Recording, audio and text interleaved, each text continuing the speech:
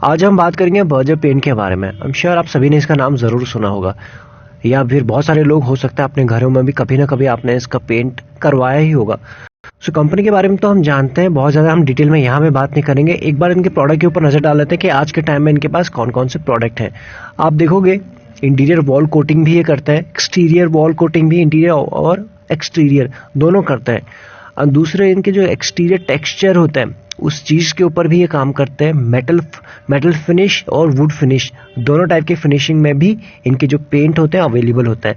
Glass finish में भी होता है एंड वाटर प्रूफिंग सोल्यूशन में भी होता है। तो दैट्स मीन हमने एक ब्रीफ हमको समझ में आ गई कंपनी क्या क्या करती है आज के दिन में। यहाँ पर पिछले 5 साल या फिर 3 साल या फिर 1 साल की अगर हम बात करें कंपनी के प्रॉफिट ग्रोथ की, किस तरह से बढ़ते हुए नजर आ रहे हैं आप यहाँ देखोगे। 5 साल में 21%, 3 साल में 16% और 1 साल की बात करें पिछले साल यहाँ तो बिल्कुल डबल से भी 3 गुना हो चुका है इनका 60% का। तो आप यहाँ देख सकते हो किस तरह से इफेक्ट हुए हैं। वहीं सेल्स ग्रोथ की बात करें वो भी आप देखोगे 5 साल में 8% की रफ्तार से बढ़ रहे हैं, 3 साल में 10% और जो 1 साल है यहाँ सेल्स इनकी 3% के आसपास आई है।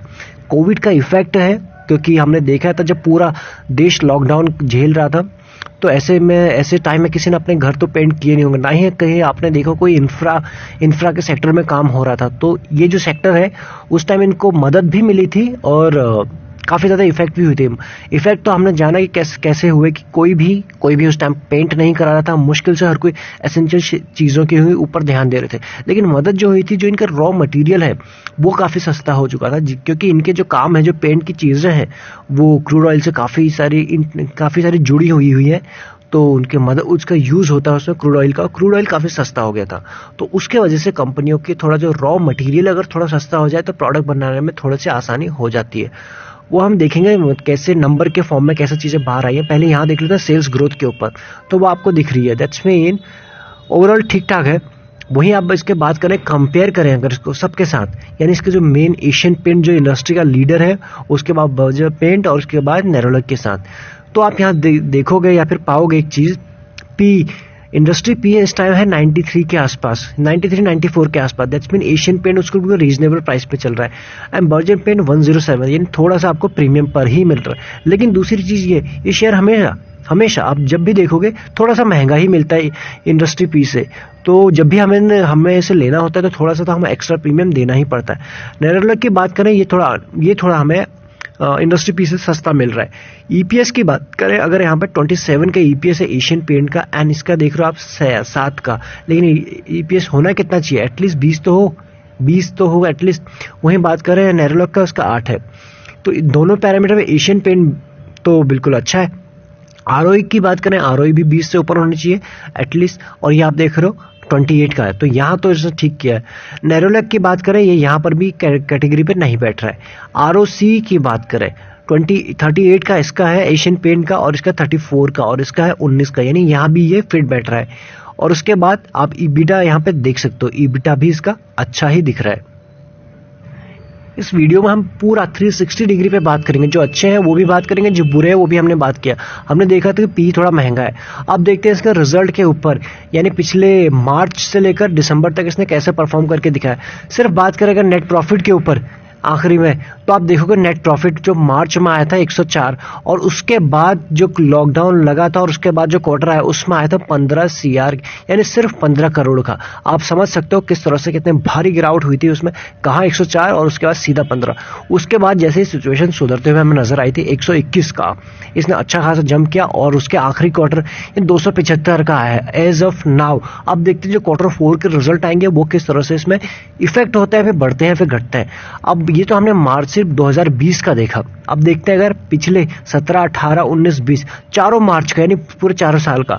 आप यहाँ देखोगे नेट प्रॉफिट 474 का है, उसके बाद 18 में 461, यानी हल्का सा कम हुआ था यहाँ पे।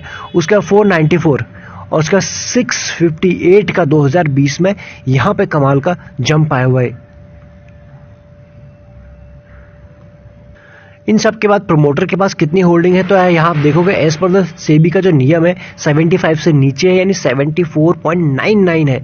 बाकी उसी को उन्होंने बरकरार रखा है दिसंबर क्वार्टर तक। यानी कि इससे एक चीज अच्छी चीज निकल के ये आती है कि मैक्सिमम जो होल्डिंग है वो प्रोमोटर के पास है।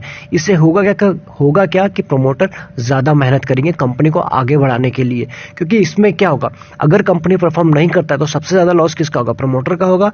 एंड अगर कंपनी अच्छा परफॉर्म करती है, अच्छा ग्रोथ दिखाती है, तो प्रोमोटर को उससे डबल फायदा होगा। तो दैट्स मीन प्रोमोटर इसमें ज्यादा मेहनत करेंगे कंपनी को आगे बढ़ाने के लिए। एफआईएस के पास देखो 7.78 थे मार्च में जब क्रैश हुआ था, और दिसंबर होते होते उन्होंने अपनी होल्डिंग को इसमें बढ़ा दिया है, यानी 11 की कर दिया, क्लोज टू 11.5 कर दिया। तो आप समझ सकते हो स्मार्ट मनी क्या कर रही है। डीआईएस के पास था 6.83 पिछले मार्च में, और उसके बाद उन्होंने यहाँ पे प्रॉफिट बुक जरूर किया है। और बाकी पब्लिक के पास कितने हैं वो आप यहाँ इजीली देख पाओगे, 9 से 11 के बीच में। बाकी जो चीजें अगर आपको यहाँ समझ में आ रही है वो रेवेन्यू से किस हिसाब से बढ़ रहा है वहां इजीली देख सकते हो। सारे नंबर जो है वो 1000 CR में है, यानी कि 4.66, 6.43 चीजें बढ़ रही है। वहीं प्रॉफिट की बात करें शुद्ध मुनाफे की, वो भी आपको 0.47, 0.46 एंड 0.49 एंड 65 यहाँ पर भी आपको जंप नजर आ रहा है। दैट्स मीन बैलेंस शीट में हमें कोई ऐसी बहुत बड़ी दिक्कत लग नहीं रही है। और इस कंपनी ने अभी तक अपने शेयर होल्डर को कितना रिटर्न बना के दिया, 3 साल की बात करें तो 1 लाख को कर दिया 2,87,000। बुरा बिल्कुल भी नहीं है मेरे हिसाब से। 2 साल में भी 1 लाख को कर दिया 2,31,000, यहाँ पर भी बिल्कुल बुरा नहीं है। 1 साल की बात करें पिछले मार्च से रहा होगा कोविड का फॉल, लेकिन इस कंपनी के लिए नहीं, इसने आपको पैसे को फिर भी 64% का इसने रिटर्न दिया। 64% is not bad according to me. Next बात करें 6 मंथ की 23% की रिटर्न दिए, अगेन दिस इज गुड। और ये आपको 3 महीने में एक डिस्काउंटेड प्राइस पे मिल रहा, ऑलमोस्ट 6% के डिस्काउंटेड प्राइस पे मिल रहा था। और कल तक अगर बात करें, कल तो और भी ज्यादा था, आज आपको 6% मिल रहा है। बुरा है क्या या नहीं है वो हम देखेंगे इसके आप वैल्यूएशन के ऊपर और चार्ट के ऊपर। वैल्यूएशन के ऊपर नजर डालें तो आप देखोगे इंडस्ट्री पी है 90 की, हमने देखा था एशियन पे तब भी 93 के आसपास था, और ये 107 का। थोड़ा प्रीमियम पे हमेशा चलता है। अगर आप चाहे तो इसका पिछले 5 साल या 3 साल का इसका बिहेवियर चेक कर सकते हो किसी भी साइट पे जाकर। वहीं ईपीएस की बात करें, आप दिख रहा है 7 के आसपास। ईपीएस में थोड़ा सा इसने थोड़ा निराश जरूर किया है, लेकिन जिस हिसाब से एटलीस्ट 20 तो हमारा जो पैरामीटर है, लेकिन बाकी सारे के सारे पैरामीटर पे इसने बिल्कुल फिट बैठा है, जबकि अच्छे ही रिजल्ट पोस्ट किए हैं। डिलीवरी आज के दिन हुई है 40% की, जो अगेन अच्छी बात है। एंड अब चलते हैं इसके चार्ट के ऊपर।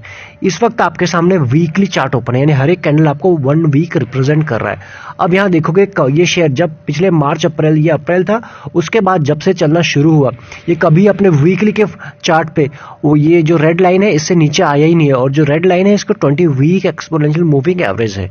और जैसे इसके नीचे आया था यहां पर, उसके बाद आप देखोगे इसमें एक बाइंग इमर्ज होकर आई है यहाँ से, और उसके बाद धीरे धीरे शेयर अगेन अपनी जो हाई है, ये जो 800 रुपये का आसपास है इसका, वहीं जाने को तैयार हो चुका है। तो क्या यहाँ से हमें बहुत सारी चीजें समझ में आ रही है। एमएससीडी की बात करें, एमएससीडी ने जब पिछली बार सेल का सिग्नल ऑलमोस्ट यहाँ कहीं दे दिया था, उसके बाद थोड़ा शेयर नीचे आया था, लेकिन उतना क्रैश नहीं हुआ बहुत ज्यादा एज ऑफ नाउ। वनडे पे क्या समझ में आ रहा है, आप यहाँ वनडे पे देखोगे तो आप देखोगे ये हाई लगाने के बाद यहाँ पर, यानी ऑलमोस्ट 2021 के जैन में, और उसके बाद ये शेयर बिल्कुल एक कंसोलिडेशन फेज में चलता रहा। ये लो लगाने के बाद जैसे ही अपने येलो लाइन को टच किया उसके नीचे आया था, और जो इसकी येलो लाइन है, जो ये मूविंग एवरेज है, ये है इसके 100 डे एक्सपोनेंशियल मूविंग एवरेज। वहां इसने रिस्पेक्ट किया, एक बार यहां गया, क्या हो रहा है, यहां गया, उसके बाद आप यहां पे देख सकते हो, और उसके बाद फिर से एक बार वहां आया था, उसको रिस्पेक्ट किया, और उसके बाद फिर से अगेन ये धीरे धीरे अपने ऊपर की तरफ की जर्नी शुरू कर चुका है। आज के दिन इसमें क्या माहौल बन, अब आप देखोगे अगर यहाँ पे इस वक्त ये शेयर सारे के सारे अपने मूविंग एवरेज के ऊपर आ रहा है। सबसे पहली बात तो शॉर्ट टर्म में बुलिश होता हुआ हमें नजर आ रहा है। और प्लस पिछले कई दिनों से आप देख रहे हो एक यहीं पे ये कंसोलिडेशन जोन बना हुआ है। क्यों? क्योंकि इसका जो ये एक रेजिस्टेंस है, उस रेजिस्टेंस को पार नहीं कर पा रहा है। जैसे ही इसको पार करेगा तब आपको बहुत ही जल्दी ये 800 के लेवल पर आते हुए नजर आएगा। दैट्स मीन ऑल्दो यहाँ से ऑलरेडी बुलिश तो हो चुका है। वहीं अगर एमएससीडी की बात करें, एमएससीडी ने भी पहले ही हमें क्रॉसओवर यहाँ दे दिया था। तो अगर ऐसे में भी आप इसको लेते हैं यहाँ पर या फिर नजर बना के रखते हो, तो definitely in coming days it will give you handsome return from here. अब इसका लेवल्स क्या हो सकते हैं? सबसे पहले अगर बात करें, अगर कल के दिन या कोई मार्केट में बैड न्यूज़ आती है या फिर ये शेयर आपको नीचे के दाम पे मिलता है, तो ये जो लेवल है ना आपका 740 से लेकर 725 के बीच में, ये बहुत अहम लेवल होने वाले हैं इसके लिए। अगर इस लेवल में किसी भी गिरावट पे आपको मिल जाता है तो बेस्ट हो जाएगा। लेकिन क्या और सपोज दोनों रेशियो लेके चलते हैं, और ज़्यादा गिरावट आ गई तो बेस्ट तो इसका 700 का लेवल है, बट वहाँ 700 का लेवल तक आएगा, आई डाउट इट। बट वहाँ नहीं भी आया तो मैंने अब आपको बता दिया 740 725 नीचे के दो लेवल है जो हमारे लिए नज़र में रहना चाहिए। लेकिन एज ऑफ नाउ इसके चार्ट को देखते हुए लग नहीं रहा कि नीचे आएगा। डेफिनेटली हमें ऊपर के लेवल पर ध्यान देना चाहिए, जो है इसके 800 के लेवल। तो अगर आप स्विंग ट्रेड के लिए भी लेना चाहते हैं तो डेफिनेटली यहाँ से आपको बहुत जल्दी एक रिटर्न दे सकता है, इसलिए नज़र में आपसे रख सकते हैं। बाकी मर्जी क्या है वो आप ही की चलेगी। मेरा काम था आप सभी के सामने एक अच्छे स्टॉक को अच्छे लेवल पे आपके सामने लेके आना है, कुछ एनालिसिस करके लेके आना। बाकी आप थोड़ी सी अपनी एनालिसिस कीजिए, अपने एडवाइजर से पूछिए कि इसमें करना क्या है। लेवल्स हम ऑलरेडी डिस्कस कर चुके हैं। अगर इसके बाद भी जरा सा भी आपको वीडियो पसंद आता है तो सब्सक्राइब कर सकते हैं और लाइक ज़रूर कर सकते हैं, इतना तो आप कर ही सकते हैं।